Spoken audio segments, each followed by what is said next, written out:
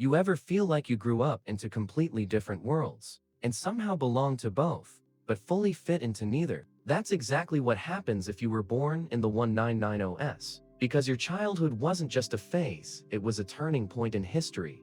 A moment where one world was slowly disappearing, and another was just beginning to exist. And if you lived through it, your brain didn't just grow up.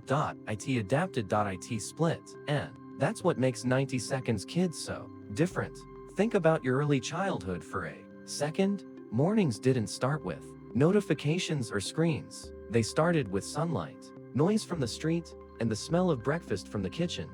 You probably remember rushing to the TV just to catch your favorite cartoons. No pause button, no rewind, no watch later. If you missed it, that was it. Gone forever. And somehow, that made it feel more special.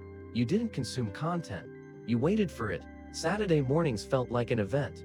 Cartoons weren't background noise, they were the highlight of the week. And after that, you didn't stay inside scrolling. You went out. Not because it was scheduled. Not because it was planned. But because that's just what life was. You disappeared outside after breakfast and only came back when the sky started turning orange. Neighborhood streets became your universe. A random stick became a lightsaber. An empty corner became a football stadium. A small group of friends could turn nothing into an entire world. No internet needed, no instructions needed, just imagination. And here's something interesting researchers often point out about kids from that era. Most of them spent hours outside every day, sometimes 3 to 5 hours of unstructured play. Compare that to today, where screen time often replaces outdoor time entirely. But for 90 Seconds Kids, boredom wasn't something you escaped. It was something you used. Because when there was nothing to do, your mind had to create something. That's where creativity was born. Not from apps, from emptiness. But your childhood wasn't only outdoor chaos and cartoons. It was also the beginning of technology entering your life. Slowly, awkwardly, step by step. You remember cassette tapes and CDs living side by side. You remember VHS tapes you had to rewind manually before returning them. And then suddenly, DVDs appeared like magic. It felt futuristic. Like the world had upgraded overnight. Then came the internet, but not the internet you know today. It was slow, painfully slow.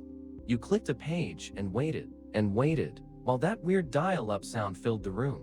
And nobody complained too much, because that was just how it worked. Even sending a simple image felt like an achievement. By the time you reached school age, things started changing faster. Computers entered classrooms. Typing replaced handwriting in some assignments. Encyclopedias started getting replaced by early search engines. And you became part of the first generation that lived both systems at the same time. Old school learning and digital learning, side by side. That's why 90 Seconds Kids are often described as a transition generation. You didn't just grow up in one world. You grew up during the switch, and that changed everything about how you think. Because you still remember a world without constant connection. If you did something embarrassing, it stayed there. In that moment, with those people, and then it disappeared. No cameras everywhere. No viral clips. No permanent digital record following you forever. Mistakes didn't live online. They faded with time. But then things shifted. Again, social media arrived, slowly at first, then suddenly, everywhere. MySpace, Facebook, then Instagram, and with each platform, something changed in human behavior. You didn't just live your life anymore. You started presenting it. You became aware of how things looked from the outside. You learned to post, share, and curate your real life, and your online life slowly started blending. And that's where the internal split began, because the same person who once lived freely outside now had to think about likes, comments, and visibility. The same mind that once played for fun now started seeking approval. That shift is subtle but powerful, and psychologists have been trying to understand it for years. One of the biggest patterns they found is something called deep nostalgia. People who grew up during major transitions often feel stronger emotional attachment to their childhood, not because it was perfect, But because it was complete. It represented a world that no longer exists in the same for man. The brain has a habit of reshaping memories. It removes stress, exaggerates happiness, and keeps emotional highlights. So when 90 seconds kids think about their childhood, they don't just remember events. They remember feelings.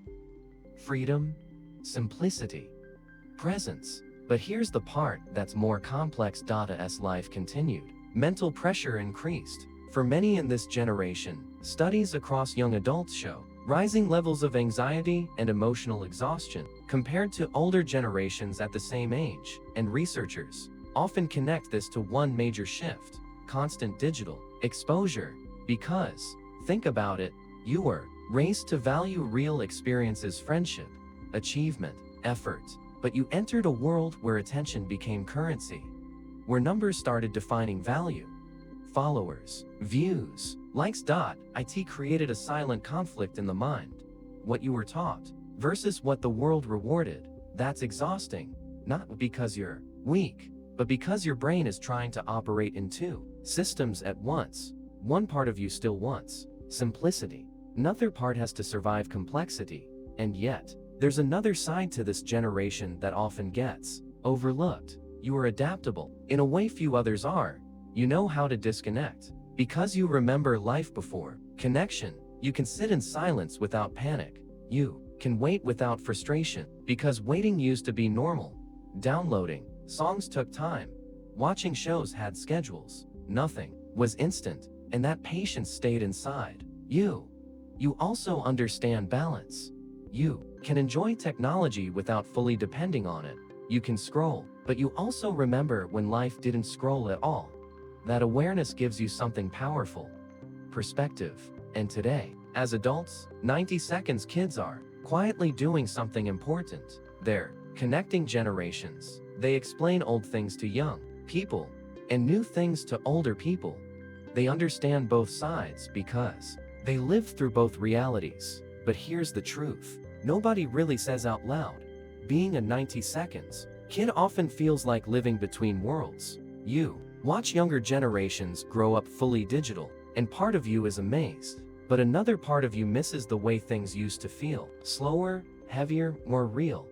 You hear older generations talk about the good old days, and you understand them, but you also know it wasn't that simple. So you stay in the middle, not fully from the past, not fully from the present, somewhere in between. And maybe that's not confusion, maybe it's awareness, because you didn't just grow up during change. You lived through it. You adapted to it. You became shaped by it. And that might be the real identity of 90 seconds kids. Not nostalgia, not confusion, but dual understanding. The ability to remember what life felt like before everything became connected, and still function in a world where everything is connected. So if you've ever felt like you don't fully belong to one generation, you're not alone. You're part of a group that stands right in the middle of history, watching one world fade and another take over, and carrying both inside you. Maybe that's why the past feels so loud in your mind sometimes, not because you want to go back, but because a part of you remembers when life felt fully present. And maybe that's what you really miss: not the decade, but the feeling.